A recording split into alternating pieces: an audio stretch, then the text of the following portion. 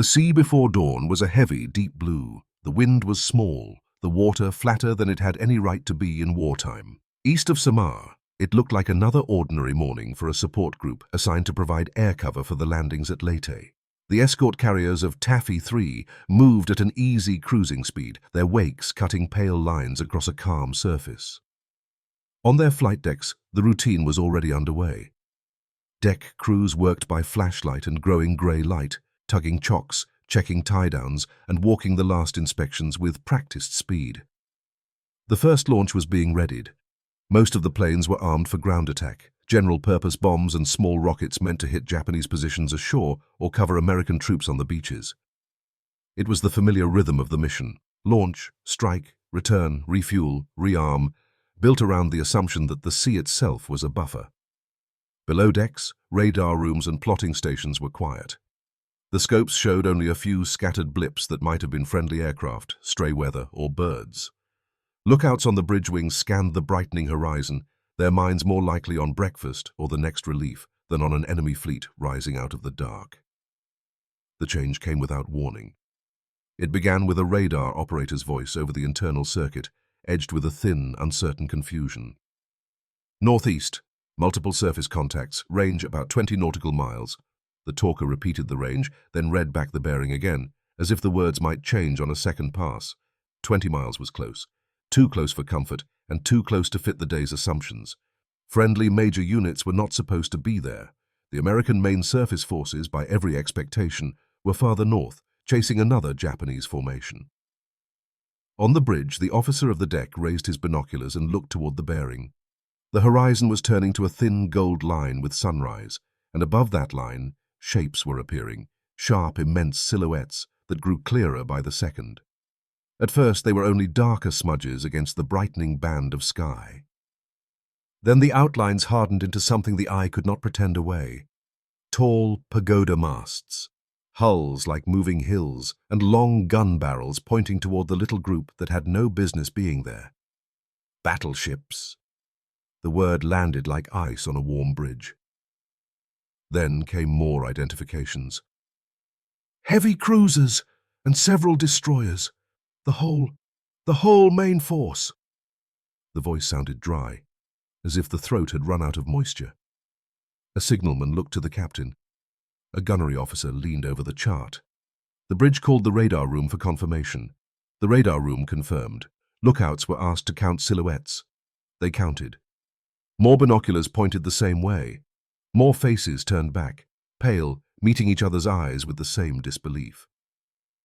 There was no longer any room for hope that the instruments were wrong. They, a fragile support group of 6 escort carriers, 3 destroyers and 4 smaller destroyer escorts, had met at dawn and unprepared, the Imperial Japanese Navy's center force, including the battleship Yamato, face to face. For a few seconds, time seemed to hold. Then the battle alarm tore it apart. Bells, shouted orders, and pounding feet flooded every ship. Battle stations, damage control parties, gun crews, radio circuits coming alive with clipped acknowledgements. In passages and ladders, men moved with the speed of training, but the weight in the air was something training could not remove. Under the chaos lay a single, cold fact. Run? The escort carriers could make only the mid-teens in knots. The enemy battleships could make close to 30. Like rabbits under a cheetah's stare, fleeing would only delay the moment of being caught. Worse, if they turned away and exposed their sterns to those heavy guns, they might not even last until the chase closed. Accurate salvos could tear them apart from long range, and a ship hit from astern could be gutted before it ever had a chance to maneuver. But the question was not only how long they could live. Behind them was Leyte Gulf's landing area, thousands of American soldiers newly ashore, and a dense cluster of transports packed with fuel, ammunition, and supplies. Taffy 3 existed to protect that. Run, and perhaps a few ships would live a little longer. Run, and the transports and troops would be exposed to the full weight of a surface striking force. So, fight. On the bridge, Rear Admiral Clifton Sprague studied the chart symbols that made the imbalance obvious. His fleet would scarcely count as a fleet to the enemy. His carriers were thin-skinned as tin cans. One heavy-caliber hit could turn them into burning hells. His escort's biggest guns were 5-inch pieces. Against battleship armor, their shells would amount to little more than irritation. It was a boxer thrown into a formation of tanks. The rules, the weight class, the weapons, none of it matched. A straight gunnery duel would be collective suicide. Yet inside the suffocating despair, a different kind of arithmetic began. If they could not outrun the enemy and could not trade broadsides, what could they throw into the enemy's path? Anything that might force hesitation, a pause, a change of course. The objective narrowed to something that could be measured in minutes. Delay the thrust, disrupt the formation, make the enemy spend time solving problems other than driving into Leyte Gulf. Sprague and the captains of his destroyers and destroyer escorts ran through the list at speed, gunfire, nearly negligible, speed, hopelessly inferior. That left three tools: smoke, torpedoes, and aircraft. Smoke. A thick white or grey wall could carve a blind space across the sea. It would not stop shells, but it could disrupt fire control spotting. Those giant guns depended on optical observation.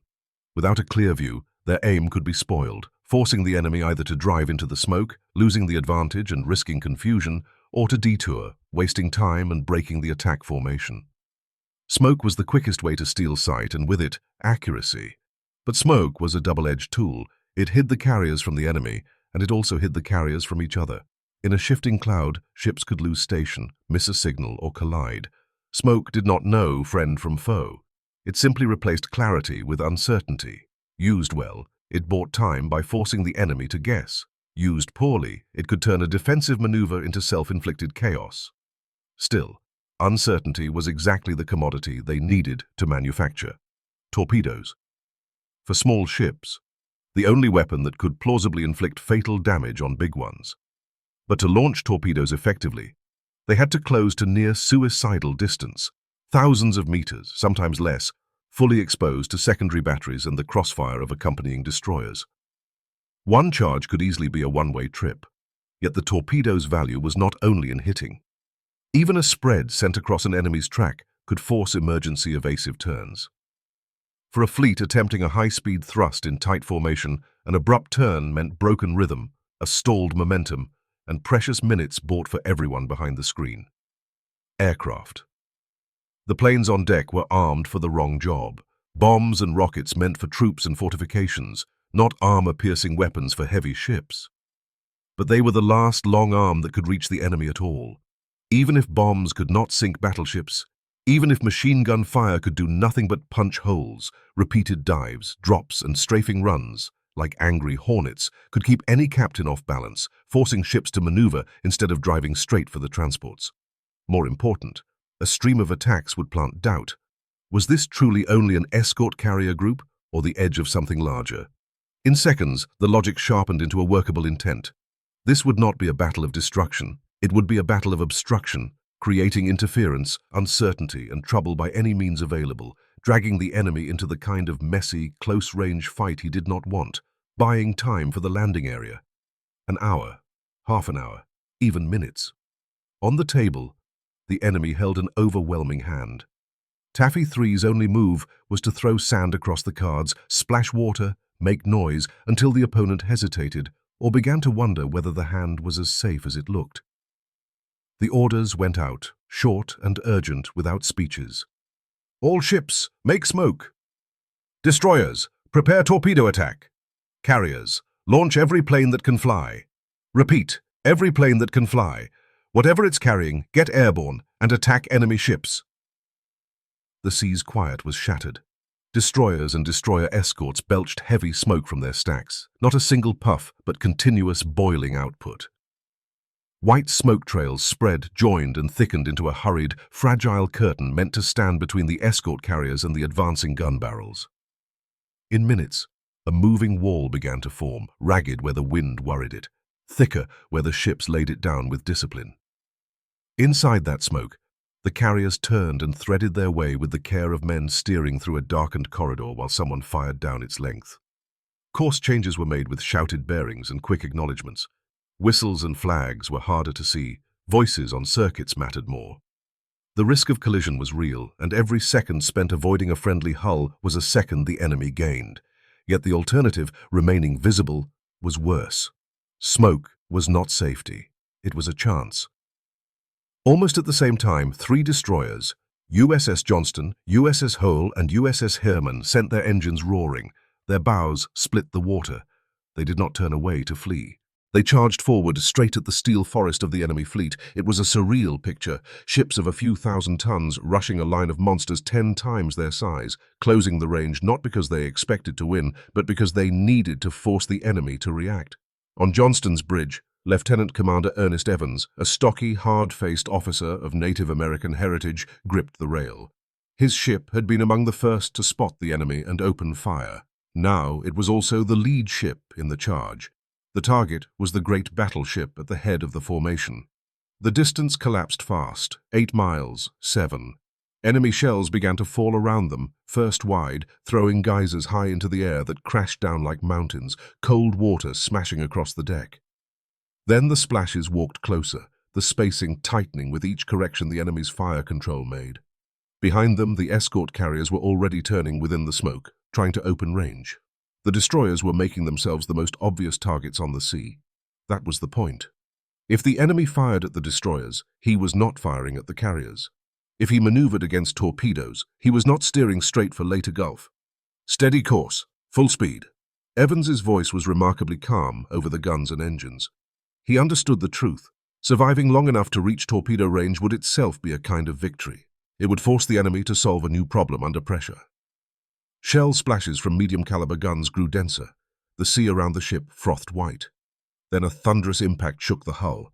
They had been hit. A report arrived quickly. A gun mount destroyed, hull damage, speed slightly down. Evans did not flinch. "Torpedo crew, stand by." It was not stubbornness for its own sake. It was adherence to the only plan that could matter. His eyes stayed fixed on the steel mountain ahead, growing larger with each second. 5 miles. Now the enemy's secondary batteries and the fire of escorting destroyers joined in, turning the air into a thicker storm. Johnston was dancing on a knife edge, weaving in small, unpredictable turns to avoid the most lethal fire. Another hit, this one into the superstructure, sent fragments whipping through the air and flames climbing. Damage control parties ran through smoke and heat, trying to keep small fires from becoming the kind that took a ship away. The ship vibrated with every close miss, and each vibration reminded everyone aboard how thin the margin was. Time stretched. Each second felt longer than it should. But the range was closing, and that meant purpose. At last, they were inside effective torpedo range. Procedures snapped into place, practiced motions performed under impossible conditions. "Tubes ready! Set depth! Fire in a spread! Fire!" The hull gave a small shudder as long torpedoes slid from their tubes and knifed into the water, leaving brief white wakes that pointed like fingers toward the enemy line. They sprinted away, carrying a hope both thin and deadly. The moment the spread was away, Johnston turned hard, presenting her side and firing every 5-inch gun that still worked, not to penetrate battleship armor, but to keep drawing fire, to buy space for other ships, and to carve a narrow chance of escape. But the retreat path was as lethal as the approach. More shells came chasing in. Even withdrawal was a form of interference, because it kept the enemy's attention pinned to a small, stubborn target in the smoke's edge. While Johnston and the other destroyers made their do-or-die charge, the flight decks behind the smoke were a different kind of chaos. Pilots ran for their aircraft. Deck crews rushed last-minute checks. Planes were fueled and shoved into position by hands and shouted timing. Many aircraft still carried ground attack loads. Some had only high-explosive bombs without armor-piercing capability, or rockets unsuited to heavy ships, or nothing more than machine guns and full belts of ammunition. The mismatch did not matter. The order was simple. Take off, attack, be present. The first plane ran down the deck and lifted off. Then the second, the third. There was no time to form up. Each aircraft climbed as quickly as it could and drove toward the general bearing of the enemy. Breaking through the smoke their own ships had laid, acrid and stinging, the view opened wide, and the sight tightened even veteran throats. A massive Japanese fleet firing, muzzle flashes like brief volcanic eruptions, while tiny American destroyers, trailing smoke and damage, looked painfully alone before that wall of steel. In the air, decisions came in fragments. A pilot saw flashes and wakes and guessed at the line. Another saw smoke and assumed carriers were hidden there.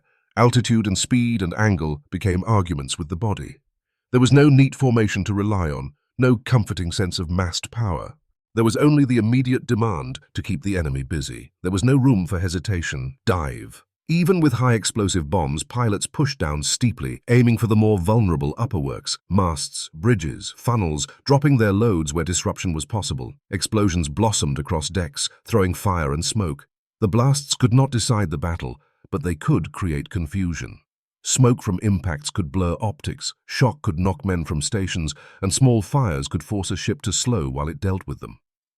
Planes that followed raked decks with machine guns, steel plates ringing under impacts as sparks flew, forcing exposed sailors to take cover.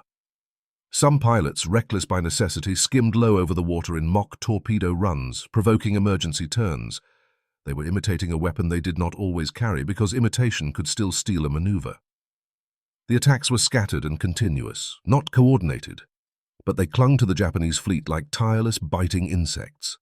Each pass demanded anti-aircraft attention. Each burst of fire was time and focus diverted from the pursuit. The Japanese ships had to keep shifting posture.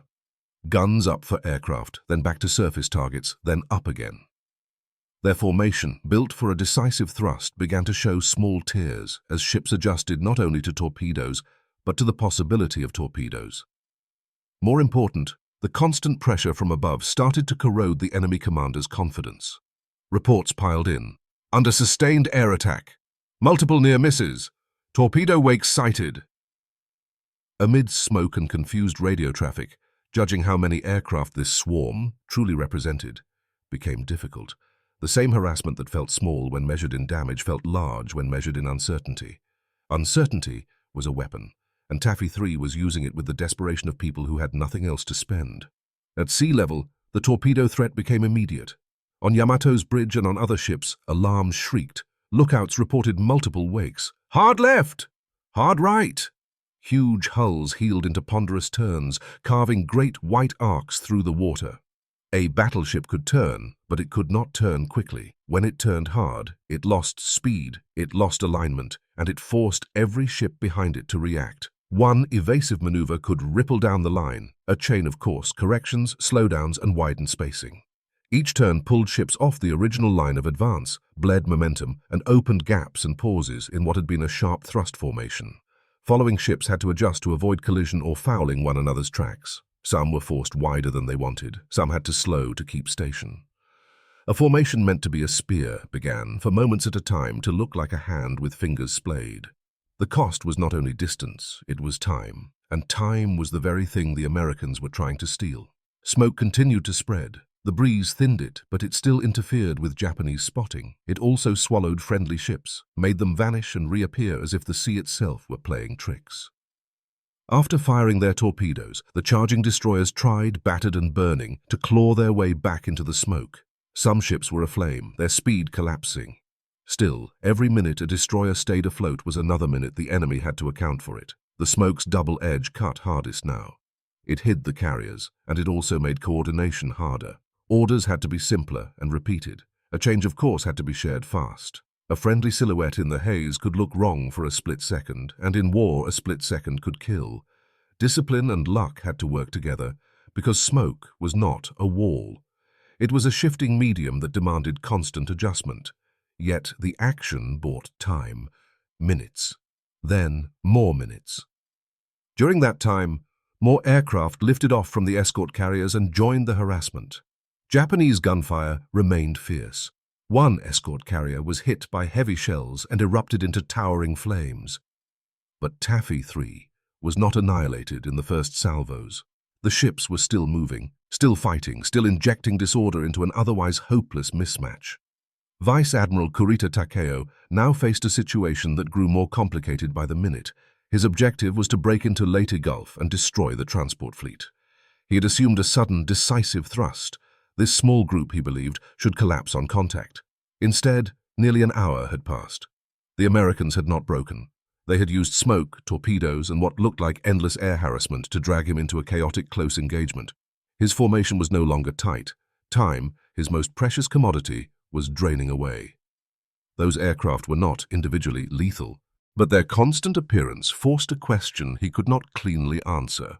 Was this really only a handful of escort carriers, or were American fleet carriers nearby? Was he being drawn into a trap? The more he turned to avoid torpedoes, the less direct his path became. The more he slowed to reform, the more he felt the schedule slipping away. And as the schedule slipped, the risk changed shape. The fog of war and the gaps in his reconnaissance magnified every explosion and every drifting smokescreen into a larger doubt. The pressure subtly shifted. The question was no longer only whether Taffy 3 could survive. It became whether Kurita's force should keep pushing deeper into a fight that was turning into mud. Every minute of delay increased the chance that more American aircraft might arrive from elsewhere.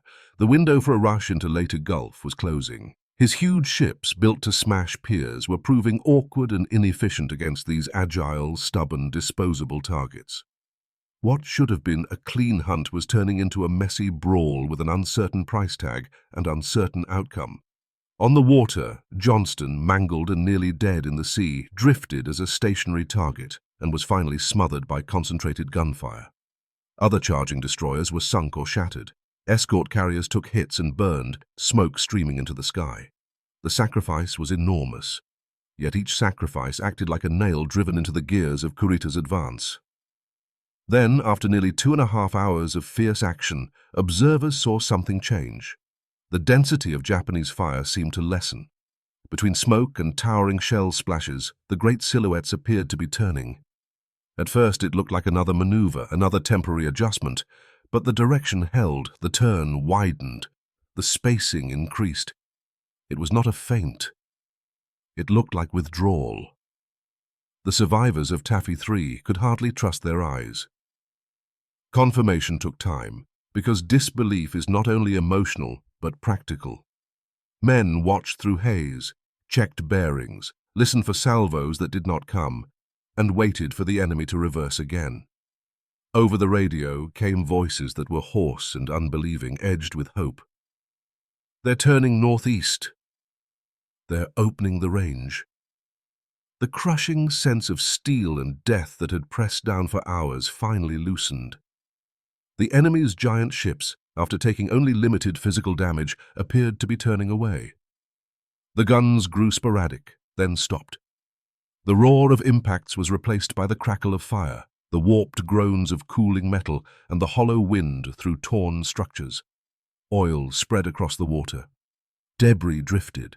Lifeboats and rafts bobbed amid the wreckage. Exhausted survivors stared at the sea where the enemy had filled the horizon. Now there was only thinning smoke and an empty line of sky and water. The shadow of death that had hung for nearly 3 hours had truly receded. A stunned quiet settled over them. But it was not peace. In quiet, other sounds became loud. The hiss of steam, the slap of waves against wreckage, the distant calls of men in the water. Damage control teams kept working because fires did not stop when the shooting stopped. Medical parties moved through smoke-dark passageways. Lookouts kept scanning because hope does not cancel caution. The war was still present, and the sea was still full of consequences. They had held. In something close to a miracle, a small group that should have been erased by the first heavy salvo had forced the most powerful surface striking force in the Japanese Navy to turn back. Leyte Gulf's landing area was protected. The transport fleet remained intact. The tactical purpose had been achieved in a way far bloodier than anyone would have imagined. The price, when they looked around, was terrible. 2 escort carriers, USS Gambier Bay and USS St. Lo, were lost. Gambier Bay burned and capsized during the battle. St. Lo was later struck by a kamikaze and ultimately exploded and sank. The 3 destroyers that had made the torpedo charges, USS Johnston, USS Hull, and USS Herman, were all lost in action. The destroyer escort USS Samuel B. Roberts was also sunk after close-range gunfire. More than 1,000 American sailors and aviators were dead, many more wounded. Taffy 3's original formation was shattered. The surviving ships were all damaged, stacks twisted, decks scorched, speed reduced, limping toward friendly forces to regroup. Aboard the survivors, work began in parallel streams that did not wait for each other. One group cleared wreckage to keep passageways open. Another fought fires and shored bulkheads. Another treated casualties where they lay, because moving the wounded could kill them. Signalmen and radio men tried to build a coherent report out of fragments. Which ships were still answering, which were missing, which were burning, but moving.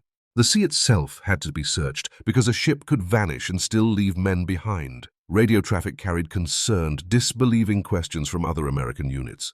Early reports were chaotic and contradictory, full of misidentifications and hopeful assumptions. But as information assembled, the wider fleet grasped what had happened east of Samar. Shock, respect, and mourning spread. This was not a conventional naval victory in the sense of sinking equal enemy ships, even though several Japanese heavy cruisers were damaged by aircraft and later by arriving reinforcements and ultimately went down. What mattered was the strategic blockage. Kurita's center force did not reach Leyte Gulf. Its operational intent was broken, and the force that did it was a group widely considered fit mainly for anti-submarine work and support. Ships and crews who, cornered, had displayed tactical improvisation bordering on madness. The sacrifice and contribution were eventually acknowledged in the most formal way. The entire Taffy 3 unit received the Presidential Unit Citation, one of the U.S. Navy's highest collective honors. The citation recognized that under extremely unfavorable conditions, they engaged a vastly superior enemy and successfully thwarted the attack against the forces landing at Leyte Gulf. The document fixed that morning's desperation, courage, and loss into the historical record. It lifted those ships and men from unfortunate victims of a chance encounter to defenders who decisively altered the campaign's course. For survivors and for families of the dead, the honor was a bitter form of comfort. The fight was not forgotten, and the deaths were formally affirmed as meaningful. Yet the meaning is often more complex than any inscription on a medal. Why Kurita turned away while holding the advantage has been debated by historians, and there is no single answer. The most defensible interpretation is that multiple factors combined that morning to create a perfect storm of confusion, in which small disruptions layered together became something larger than their parts. First was the relentless interference created by Taffy 3 itself. Smoke hindered observation and control. Torpedoes forced repeated evasive action and scattered formations, and wave after wave of air attack, which could look irrational in its persistence, inflicted limited physical damage but consumed time and ammunition, and more importantly, consumed confidence. Each diving plane reinforced the doubt. The intensity of air harassment felt greater than what an isolated escort carrier group should be able to generate. Were American fast carriers nearby? It was a question Kurita could not answer, and therefore could not ignore. Second was the fog of intelligence and communications. Kurita's force had lost reconnaissance capacity in earlier action and lacked a clear real-time picture of the American main fleet's position. The fragments of radio traffic he received were sometimes inconsistent, increasing his unease. He may have misread Taffy 3's strength. He may have overestimated the broader American air threat. Meanwhile, the clock kept running. The planned window for a dash into Leyte Gulf was closing. Continuing to wrestle with this stubborn, small bone risked drawing more aircraft into the fight, while the element of surprise was already gone. In the end, it became a recalculation of risk and reward. The possible gains of pushing forward, attacking the landing area, began to feel less certain and less worth the potential risk of severe air losses or encirclement. Under hesitation, doubt, and sustained pressure, Kurita made the decision that changed the outcome of the larger Leyte Gulf campaign. He ordered a turn away, abandoning the thrust into the Gulf and instead trying to reorient toward what he feared might be a larger American force. In hindsight, the decision remains controversial, but on that sea, under smoke, fragments, and uncertainty, it was the product of converging pressures. And Taffy 3, through smoke, torpedoes, aircraft, and blood, was the principal hand applying those pressures. For those who came after, the battle became more than a legend of the weak defying the strong. It became a harsh, precise case study in how a weaker force, when the balance is utterly lopsided, can redefine the dimensions of the contest by stepping outside the stronger side's preferred rules. They did not try to compete in firepower or armor, because that would fail. They competed instead in the efficiency of creating chaos, in the willingness to accept casualties, and in the endurance required to erode an opponent's time and decision confidence.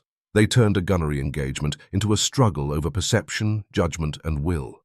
They proved that even the smallest unit, when pressed to the edge and willing to use every unconventional tool available, can become a disruptive shock to a larger system. Smoke was a disruption of sight. Torpedoes were a disruption, of course. Continuous air attack was a disruption of rhythm and psyche. Taken alone, each disruption might be limited. Layered together and applied without pause, they could trigger chain reactions within a large, highly tuned operational machine, a reaction that might culminate in a decision opposite to the original plan. This was not the toppling of a giant, so much as making the giant stumble again and again until it chose, on its own, to turn around. Years later, a survivor wrote a line in his memoirs that captured the emotional core. They had not been thinking in grand abstractions. They simply could not let the enemy pass. Whatever they had, smoke, torpedoes, aircraft, even the ships themselves, was something they could throw into the path to block it, even briefly. The hardest moment was not when shells were falling, but after everything that could be thrown had been thrown, and all that remained was to wait and wonder whether it was enough, whether the time bought would be sufficient. There is no flourish in that sentiment, only the deep anxiety of the people who have to execute. And that anxiety reveals the truest center of the fight. It was not born of a perfect plan, but of instinct under catastrophe and extreme improvisation in minutes. Those commanders and sailors moved from shock to despair to cold calculation. What tools remain that can be used to disrupt, and then turn calculation into action? The ability to stay rational on the edge of collapse and to drive that rationality into the most decisive actions imaginable is as astonishing as any simple courage. The guns off Samar went silent long ago. Taffy 3's story settled into a chapter in history, a footnote to what some would call the last era of big gun surface combat. But its echo outlived the ship classes and the coordinates. It became a symbol, a reminder to any individual or group facing an enemy or a crisis that looks unbeatable. When the main road is blocked by overwhelming power, it may be worth looking up and listening for variables outside the rulebook. Noise you can make, interference you can inject, disruptions that can force a rigid machine to doubt its own judgment. Courage is not only charging into fire, it is also the calm recognition that, besides the route straight into the enemy's strongest advantage, there may be a narrow, dangerous path of concealment, harassment, and delay, one that can buy time for what matters most. Victory does not always mean destroying the opponent. Sometimes victory is forcing the opponent, through enough trouble and uncertainty, to abandon the objective. The prerequisite is always the same: the resolve to pay the cost of executing those unconventional measures. And the cost is the heaviest page in such stories, one that can never be removed. So when people speak of Taffy 3, of that desperate charge off Samar, what should be remembered is not only small ships racing battleships, not only aircraft launching with the wrong weapons and attacking anyway. What should be remembered is a redefinition of combat under absolute disadvantage. If you cannot win on the terms the enemy controls, then you must find a way to rewrite the rules, locally, briefly, improvised in smoke, steel, and blood. That perhaps is the coldest and most enduring wake left on that deep blue sea.